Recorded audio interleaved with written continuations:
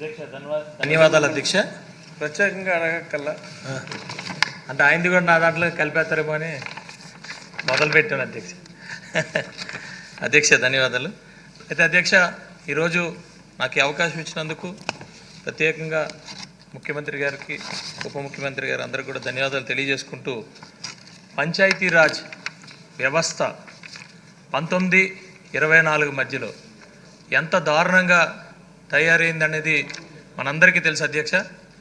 ఆఖరికి గత ప్రభుత్వం సర్పంచులందరినీ కూడా మేమే గెలుచుకున్నాం, మేము సపోర్ట్ చేసిన వాళ్ళే గెలిచారు అని, అంటే మా పార్టీ మీద అభిమానంతో గెలిపించారు అని చెప్పి ప్రగల్భాలు పలికిన వైఎస్ఆర్సీపీ పార్టీ ప్రభుత్వం కనీసం ఆ సర్పంచులకి విలువ ఇవ్వకుండా, పంచాయతీలకు విలువ ఇవ్వకుండా నిర్వీర్యం చేసి ఆఖరికి మనం చూస్తూనే ఉన్నాం అధ్యక్ష.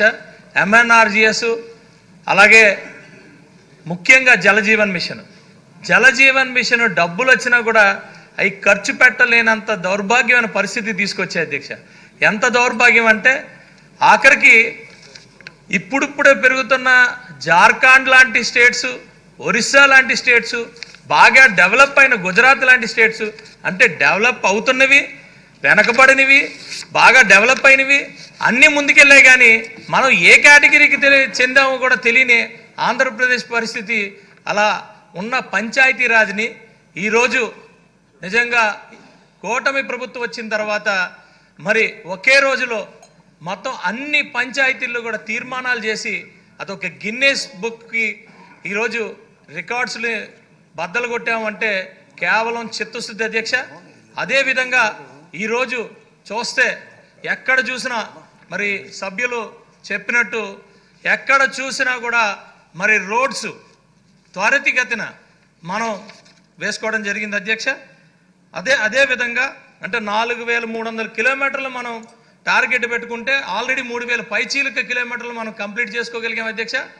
అయితే ఈవెన్ మనం ఈరోజు మాట్లాడుకునే కొన్ని సూచనలు కానీ కొన్ని మేము డిమాండ్స్ ఏంటంటే అధ్యక్ష, ఇందాక మరి సభ్యులు చెప్పినట్టు ముఖ్యంగా డ్రైన్స్ మరి ఈ 25-26 మరి ఆర్థిక సంవత్సరంలో డ్రైన్స్ మీద పూర్తిగా కాన్సన్ట్రేట్ చేయాలి అధ్యక్ష.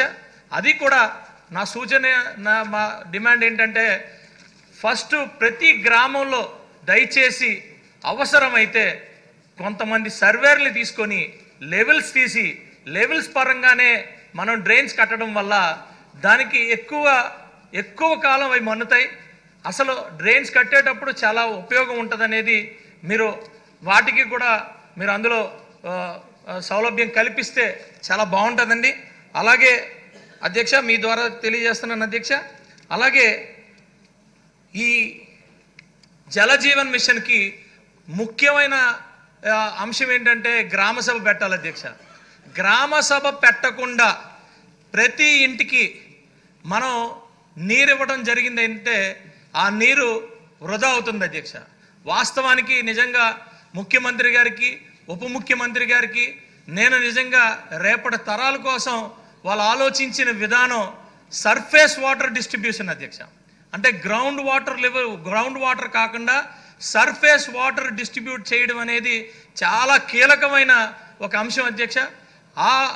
ఏ వాటర్ అయినా సరే మనం ప్రతి చుక్క కూడా చాలా జాగ్రత్తగా వాడుకోవాలంటే ఎట్టి పరిస్థితుల్లో ప్రతి గ్రామంలో కూడా గ్రామ సభ పెట్టి అందరినీ మోటివేట్ చేసి ప్రతి మహిళ ప్రతి ఇంటిని కూడా చాలా జాగ్రత్తగా మానిటర్ చేసుకోవాల్సిన బాధ్యత అయితే మనందరి మీద ఉంది అధ్యక్ష.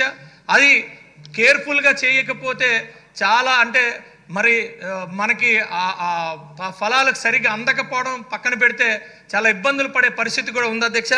అలాగే మరి ఇంతకుముందు కూడా మనం ప్రతి గ్రామంలోకి వెళ్ళి అంటే ఈరోజు గ్రామాల్లో మనం చెత్త మేనేజ్మెంట్ చాలా బ్రహ్మాండంగా స్టార్ట్ చేశారు అధ్యక్ష. అయితే మాకు ఒక చట్టం చేయండి, ప్రతి గ్రామం ఎంట్రన్స్లోనే చెత్త అంతా డంప్ చేస్తున్నారు. చెత్త గ్రామం ఎంట్రన్స్లో డంప్ చేయకూడదనేది 100% మనం చాలా సీరియస్గా తీసుకోలేదు. ఎందుకంటే మనం వెళ్ళేటప్పుడు మనం చూసేదంతా కూడా చెత్త చూస్తే మన మనస్తత్వం కూడా అలా మారిపోతుంది. ఆ గ్రామంలోకి వెళ్ళేటప్పుడు దయచేసి అది ఒక కండిషన్ కింద పెట్టాల్సిందిగా మీ ద్వారా తెలియజేసుకుంటున్నాను అధ్యక్ష. అలాగే రేపు మనం వేసే ప్రతి ఒక్క రోడ్స్కి, ఎందుకంటున్నానంటే ఈరోజు గ్రామాల్లో మనం డెవలప్మెంట్ చాలా బ్రహ్మాండంగా